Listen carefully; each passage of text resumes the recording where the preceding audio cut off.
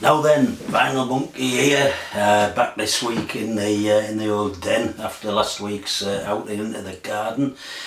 So welcome everybody to this week's video. What's in a name? That which we call a rose by any other name would smell as sweet. Of course, you'll recognise that as Juliet's soliloquy, Act 2, Scene 2.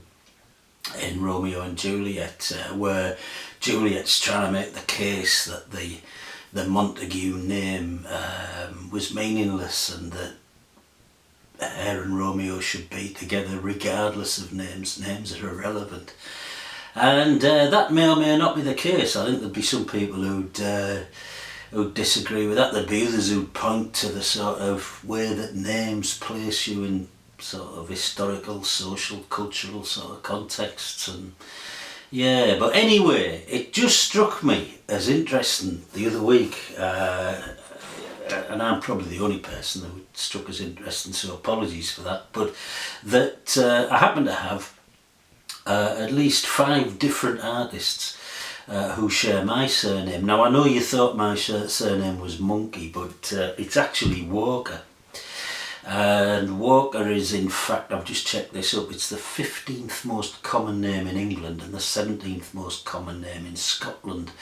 And there are sort of debates about where it originated and how it originated, but it seems to come from the sort of Middle Ages or Anglo-Saxon sort of times, from the cloth making industry and the process of fulling, which is, I think, about trying to get the cloth to the sort of correct thickness. And a walker was one of the sort of workers, the lower end workers, who treaded the cloth with their feet to get it to the raw cloth with their feet to get it to the required thickness. So anyway, which may or may not be at all relevant to this, but the idea of this video is just to share, out of interest, some very, very different artists who share my surname, Walker. And the first one from 1965, well, the album's from 1965, but the recordings on the album predate that. But this is TBone Walker. What a great name. Yeah, great name, and it's a sort of nickname that was given because his real name was Aaron Thibault, Thibeeu, B-A-U-X, so sort of French sort of origin. Aaron Thibault Walker, and he was born in 1913, and he actually made his first recordings in 1929, and the recordings on this album were done in 1947, so just after the Second World War. But this is a reissue from 1965. Despite that, it's brilliant quality, really lovely sounding album, The Blues of TBone Walker. And TBone Walker's got he's a guitarist, he's an electric guitar pioneer. I think he was the first person ever to play it with his teeth and behind his back, obviously influencing Hendrix much later, but also a huge influence on Chuck Berry and B.B. King, and you can hear that in these recordings. And he's a really smooth blues singer, a brilliant guitarist. He plays the blues at a lovely pace. It just comes across as honest, heartfelt blues. Lovely stuff. There's some brilliant saxophone and piano behind this great electric guitar. This is a lovely album. It's one of my favourite blues albums. TBone Walker, Blues of TBone Walker, 1965. The second one was also from the same year. Different sort of sound. This comes from the sort of soul, R&B sort of background. This is Junior Walker and the All-Stars. This is Shotgun.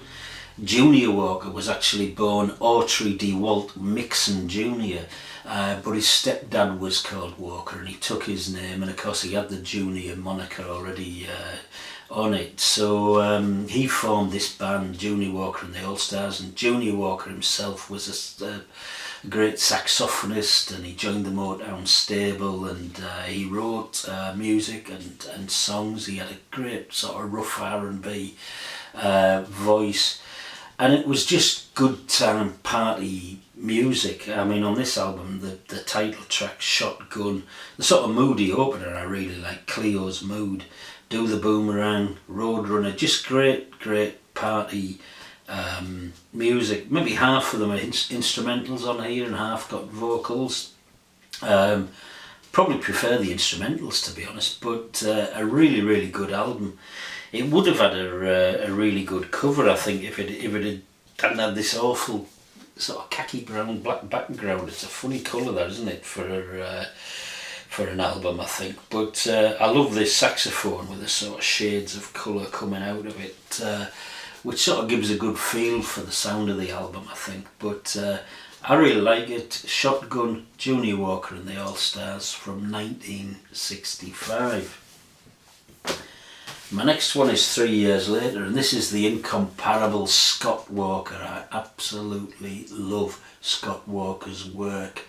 Scott Walker, of course, started as one member of the three-piece Walker brothers, none of whom were called Walker. Scott was called Engel, Scott Engel, and none of whom were brothers. And I have no idea why they took the name Walker, what that was about. But Scott stuck with it throughout his solo career, which he started in the late 60s with this run of 4 albums: Scott, Scott 2, Scott 3, Scott 4, and this is Scott 3.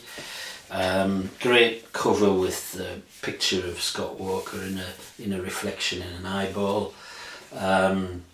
13 great songs, 10 by Scott Walker. He was by now writing most of his own songs. He was getting more experimental. He was still following his sort of hero Jacques Brel, who wrote the other 3 songs on this album, but he was definitely more experimental, and this is perhaps my favourite, although critics maybe have 2 and 4 up there as the strongest, but I like this one, Scott 3. I think it is a bit more experimental. It's very otherworldly. There's very dark lyrics, as you get with all Scott Walker's stuff, and you know, it's despite that darkness and difficulty, it's got a sort of middle of the road production, orchestral sort of production style, which sort of you know, is a real juxtaposition there. So yeah, I love this one. This is Scott 3 from 1969, from the incomparable Scott Walker. The next one is Jerry Jeff Walker. This is his album Walker's Collectibles from 1974, and I've shown 1 or 2 Jerry Jeff Walker albums before, particularly his first one. I think it's A Drifting Kind of Way. And Jerry Jeff Walker, he was a drifter. He was a busker. He busked all round America, drifted round America. He had terrible sort of drink and drugs problems and got this reputation for unreliability, but he wrote one of the great pop songs of all time, Mr. Bojangles, and hopefully that helped him make a living out of this. But he drifted through the New York folk scene. He drifted all the way down to Texas, and he's picked up all sorts of styles, and it's a mix of folk, country, there's jazz tinges in there. He's his own man, but he's a really good writer, and the songs on this one, my favourites, She Left Me Holding, which is a great sort of outlaw country style love song, and then the brilliant 7 minutes plus, My Old Man, lovely song. Yeah, Jerry Jeff Walker. He wasn't born Jerry Jeff Walker, he was born Ronald Clyde Crosby back in 1942. And again, like the Walker brothers, I'm sure these answers to these questions are probably on Wikipedia, but I just haven't been there. But I have no idea how or why he picked up, somewhere along the line, he picked up the name Jerry Jeff Walker and stuck with it. So there we are, Walker's Collectibles from 1974. And then lastly, I picked this one up in a record shop up in Newcastle just a month or 2 ago. This is Riley Walker, This is Deaf Man Glance. I picked it up for 3 reasons. I had heard of Riley Walker, but I'd never heard his stuff. Secondly, I like the cover. I like both the artwork on the front and the photograph on the back. And then when I looked inside at the lyric sheet, which is over there, I thought the lyrics were nice. They were interesting. They were very, very sparse and simple, but interesting lyrics. And I thought, oh, I'll pick this up. And I think I wasn't sure what to expect, but I was expecting some sort of Americana, singer-songwriter type stuff. And yeah, there are elements of that, but this is really, really different. And when I've listened to this, and when I've subsequently sort of looked up 1 or 2 critics' sort of comments on it, I mean, he cites himself. He cites his references as his influences as Nick Drake and Genesis. And yeah, I suppose I pick up some of that to some extent, maybe less Genesis than Nick Drake, but what I do pick up in here is a sort of Robert Fripp, King Crimson type sound in some of the songs, and he mixes those. I mentioned those sort of fairly simple songs and lyrically simple with really complex music, jazz influenced. He's got some brilliant, I suspect, jazz musicians with him, particularly the guitarist, superb guitarist on this album. I should have had the name written down, but I haven't. And it reminds me of the sort of 1990s Chicago post-rock. He comes from Chicago, and you can hear that sort of Jim O'Rourke, Gastra Del Sol, some of those artists I really, really loved, the sort of 90s Chicago experimental sound.